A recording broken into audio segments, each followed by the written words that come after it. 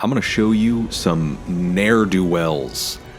I'm going to show you some dirty, rotten scoundrels of PvP. Some absolute criminals in invasions. And I'm not just talking about people who use annoying meta builds, you know? Like, that's all fair, right? If you beat me with dual curved swords, like, I'm not going to cry about it. That's just kind of how the game works. Some setups are more powerful than others. I use underpowered setups sometimes just because I think they're interesting.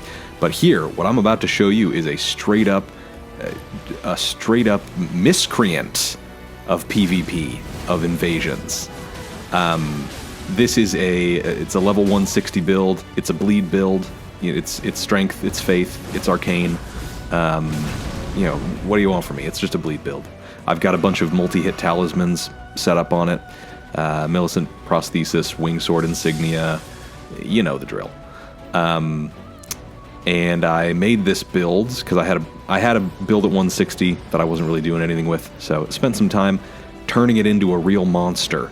And it's fun. It's kind of a mean build, but I had a bad day in PvP a couple of days ago, and I wanted something mean. But anyways, watch this here.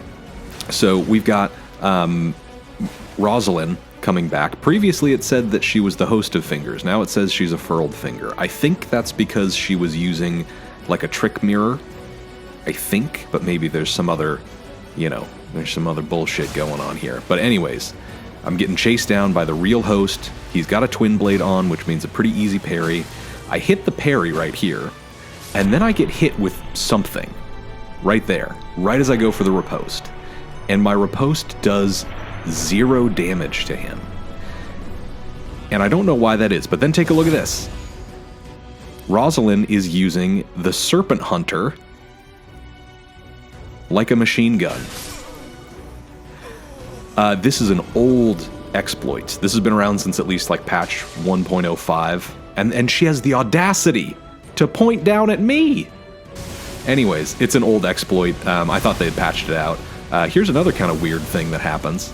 I die here to these guys, and they're standing, at least I think, directly in the hitbox of this dragon here. He really just kind of comes down on him. And there's nothing. Like, look at this. There's just nothing. He's just standing there. I don't know what that is. Here's another funny one. Bleed builds on bad Wi-Fi. Just what is even going on here? Look at this. This is my life. I should get an Ethernet cable. I should get an Ethernet cable, but I don't want to, because then I'd have to run it through my entire house, because my router is on the other side of my house. Anyways, that exploit, you take the Serpent Hunter and the Giza Wheel. I think you can do it with some other weapons too, but it's something about a certain button input in a certain amount of time mixes together the ashes of war of the Giza Wheel and the Serpent Hunter. So you know how in Rykard's boss room, the Serpent Hunter has crazy range. It can go out like 100 feet or something like that, just to make the fight, interesting and fair. If you do this exploit and do these button inputs, it combines that with the Giza Wheel, so the spinning bleed build-up attack of the Giza Wheel, with the range of the Serpent Hunter, essentially turning the Serpent Hunter into a machine gun. And so you just point it at whatever you want, and it just dies. That did however much. I think I've got close to 2k HP on this, and I was dead in like a second. And like, I don't really think there's such a thing as like honor in invasions.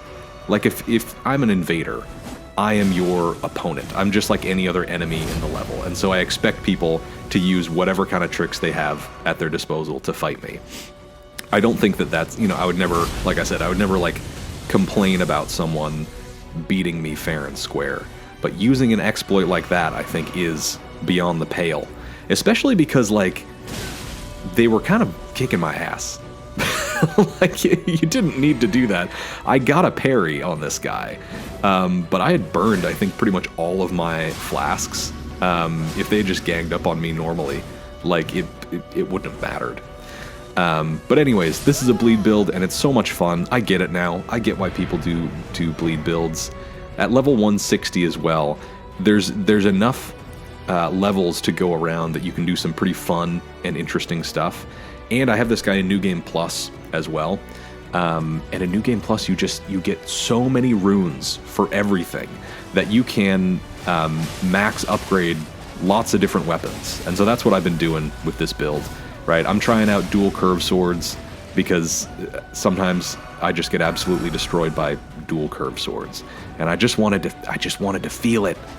I just wanted to feel the power of the dual curved swords. And it's fun. It's great. I mean, like, power stancing curved swords, I think I said great swords. These are just regular dual curved swords. Power stancing these is super, super fun. The attacks come out really quick. Spinning slash on this thing is super deadly. You have the chase down with the running L1 is kind of insane. It's really hard to get away from. And so if I'm feeling spicy, if I'm feeling mean, I have a build that I can go to. I use some incantations on this build. It's a very weird build right now because I think it's like 60 vigor, 40 strength, 28 faith, and like 30, maybe like 30 arcane. Maybe not that much arcane.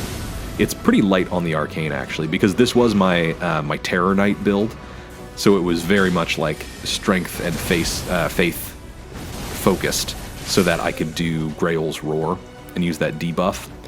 But I need to reallocate here and put kind of the majority of this into probably honestly into like Dex and Arcane. But I don't quite know yet what I want to do with it, but it is fun, and I might take it up to like 200.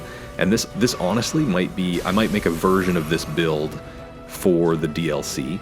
I have a bunch of different builds that I'm going to be putting through the DLC, and this one I think would be really fun. Just not, I'm in New Game Plus already with this, so I think that probably wouldn't be a good idea, at least like for a first run through.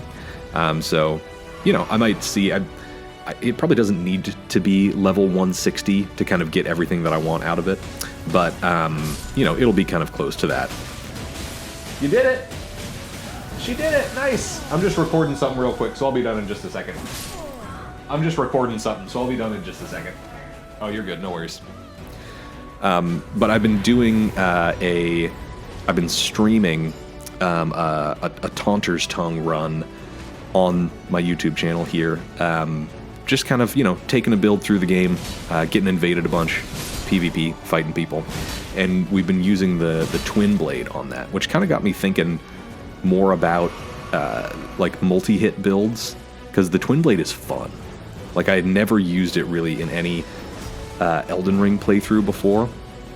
I did a long time ago when I kind of first played through Dark Souls 2, like years ago. I really liked the Twin Blade there, so I'm glad they brought it back for this game. But it's fun. We've mainly just been using like Scholar's Armament on it to get a little bit of extra magic damage. But it works, you know, surprise, surprise, it works really well for like a bleed build and a multi-hit build.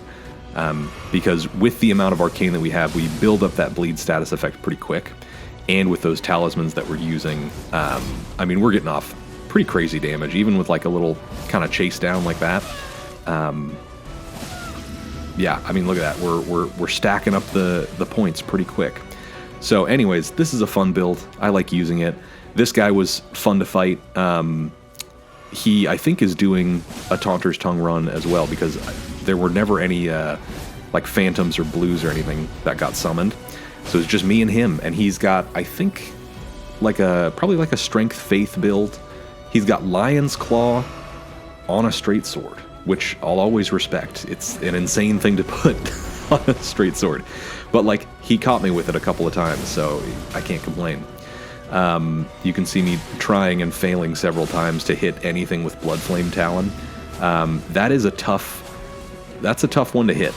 I know it combos into things, and it can be used for a lot of different kind of like escapes and like getting people off your back and stuff like that. I just haven't quite figured out what to do with it yet.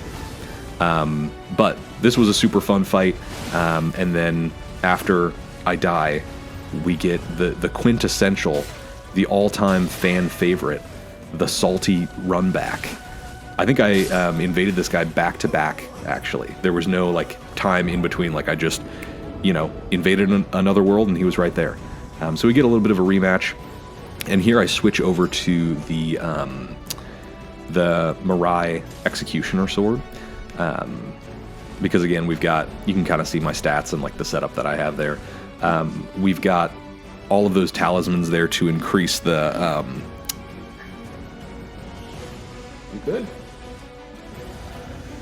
My dog's just coughing, just hacking up a hairball or something. Anyways, we're using the Mirai Executioner Sword, trying a bunch to like hit that Ash of War, which is pretty tough.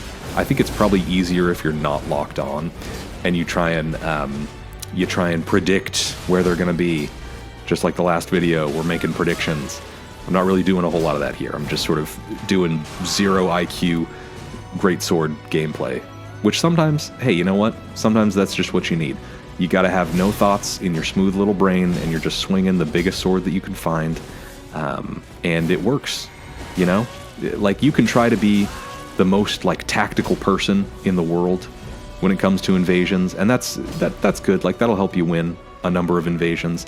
But also sometimes you just have to go. You just have to be the dumbest kid on the playground, and it works. And it just works. I might make a build later that's focused around those like Crucible incantations, because those are fun. And I don't see people use them very often. They're kind of unique.